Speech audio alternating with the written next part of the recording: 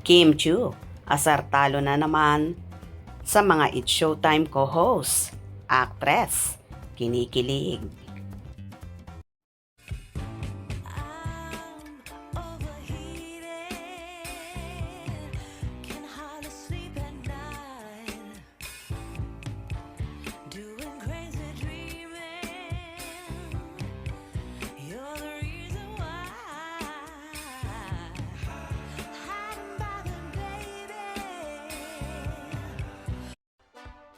Asar talo na naman ang Queen of the Dance Floor at TV host actress na si Kim Chiu sa kanyang mga kasamahan at co-host sa noontime show na It's Showtime.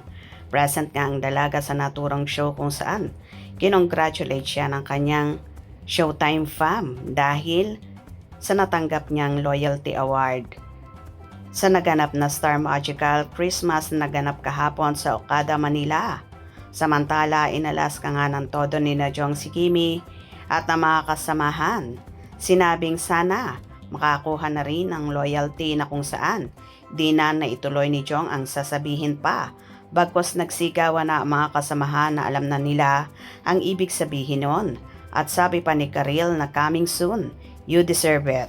Kung saan si Kimi di na nakapagsalita pero halatang kinikilig. Sana makakuha ka rin ng loyalty na... Yun, o. You deserve it. Yes! Tama, Ate Kim! Sana makakuha ka rin ng loyalty na... Yun, o. You deserve it. Yes! Marami namang Kim Pao Fanny ang kilig na kilig din sa naging reaksyon ni Chinita Princess. Go na for Kim Pao. Ay gwapo na, caring pa. May alam talaga ang It's Showtime family kay Kim Pao. Masaya sila kay Kimi. Oo, may alam talaga sila.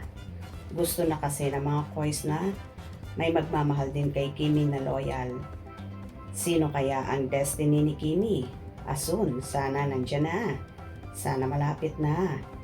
Doon ako sa pa-coming soon ni Karil. Same here, madam. Sana ma'am, ma-endgame na para masaya na tayo. Always namang loyal si Kimi. Ang ka-love team lang niya ang hindi loyal. Hoping na makatagpo siya ng loyal na partner in life. Bakit sabi mo ang ka-love team lang ang di loyal? In love na in love. Nga eh. Ay, nandiyan na. Sana si Paolo Abilino ang loyalty partner sa buhay niya. Right, loyal si Paolo. The reaction of Showtime family tells it all na Kim Pao is real na real. Yes, true na true. Basta doon ako sa sabi ni Karil, coming soon daw. You deserve it, Darren. Yes, tama Ate Kay. Kaya nga, tama lang naman Kimi. You're not getting any younger now. Kim, wala ka ng lusot. Kim Pao, tama lang na mahalin ka ng loyal. Talaga, real na real. Nakilig lagi si Kim Chiu ni Loyal. Te, lagi nyo tinutokso si Kim.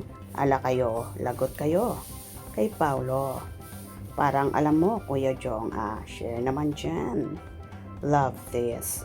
O diba, halata naman kay Kimi talaga na so in love siya at kinikilig.